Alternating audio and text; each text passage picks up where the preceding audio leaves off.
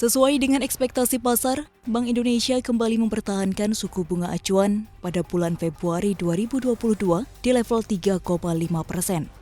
Dengan demikian, genap setahun sudah suku bunga acuan bertahan di level 3,5%. Ini sekaligus menjadi level suku bunga terendah sepanjang sejarah.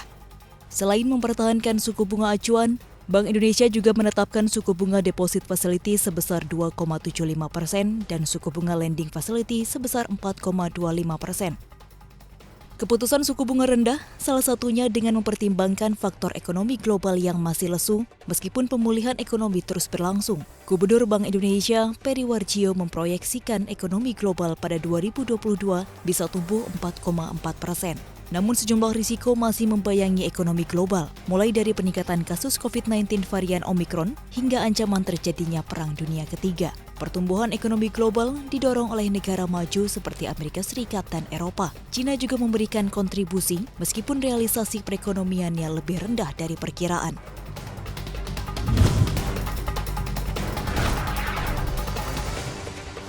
Di tengah berbagai sentimen negatif yang menyelimuti pasar, indeks harga saham gabungan berhasil menyentuh level tertinggi baru pada perdagangan 10 Februari 2022.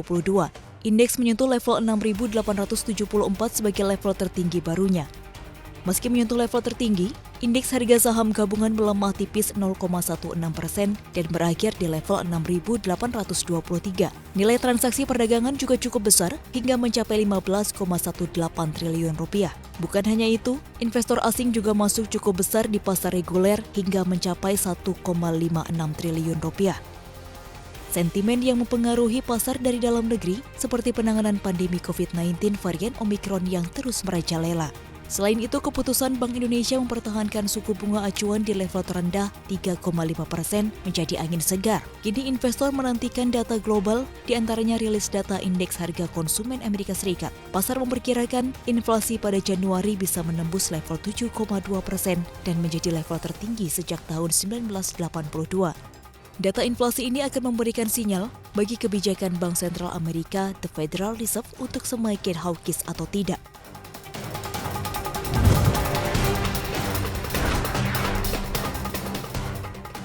Sudah akhirnya Indonesia dan Perancis mengaktifasi kontrak pembelian 6 jet tempur Rafale buatan Dassault Aviation.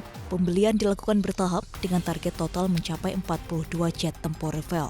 Kesepakatan itu merupakan satu dari 4 kesepakatan yang diteken dalam pertemuan antara Menteri Pertahanan Prabowo Subianto dan Menteri Angkatan Bersenjata Prancis, Florence Parly.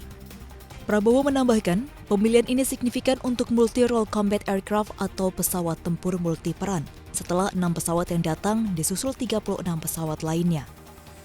Selain kesepakatan terkait jet tempur Rafale, kedua negara juga menyepakati kerjasama antara PT PAL dengan Naval Group untuk pembelian 2 kapal selam Scorpene beserta persenjataan dan suku cadang serta pelatihan. MOU kerjasama antara PT Dirgantara Indonesia dengan Dassault Aviation. Kemudian ada MOU kerjasama antara PT Line Industri dengan Thales Alenia Space untuk pengadaan satelit pertahanan. Dan terakhir MOU kerjasama antara PT Pindad dengan Nexstar System untuk produksi amunisi untuk persenjataan darat.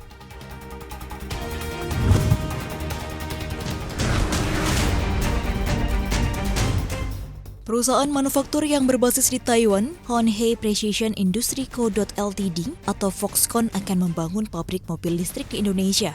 Pembangunan pabrik akan dilakukan pada kuartal ketiga 2022.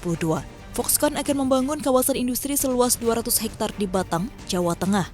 Pabrik akan berfokus pada pembuatan sel baterai, prekursor katoda, dan suku cadang telekomunikasi. Menteri Investasi Kepala Badan Koordinasi Penanaman Modal BKPM Bahlil Lahadalia menyatakan, sebelumnya Foxconn masih belum memutuskan berinvestasi di Indonesia sebab mereka meminta insentif untuk pembebasan tanah dan tax holiday.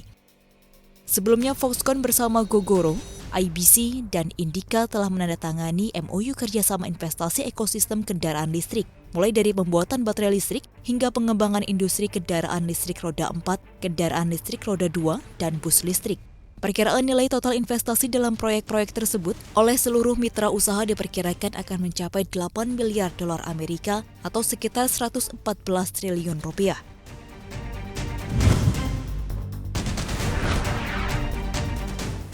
Organisasi Kesehatan Dunia mendesak negara-negara kaya untuk memberikan sumbangan 16 miliar dolar Amerika atau setara 229,6 triliun rupiah untuk melawan COVID-19. Sumbangan nantinya disalurkan ke Access to COVID Tools Accelerator (ACTA) untuk dapat digunakan sebagai dana darurat kesehatan global tahun ini. Sejauh ini ACTA membutuhkan 23,4 miliar dolar Amerika untuk program pada periode Oktober 2021 hingga September 2022. Namun saat ini baru terkumpul 800 juta dolar Amerika. Oleh karena itu, WHO mengharapkan 16 miliar dolar Amerika dari negara-negara kaya. ACTA sendiri bertujuan mengembangkan, memproduksi, menyediakan, dan mendistribusikan alat untuk mengatasi pandemi, mulai dari vaksin, alat tes COVID-19, perawatan, dan alat pelindung diri. ACTA sebelumnya melahirkan fasilitas COVAX yang dirancang untuk memastikan negara-negara miskin mendapat akses vaksin. COVAX sudah mengirimkan miliaran dosis vaksin pada pertengahan Januari.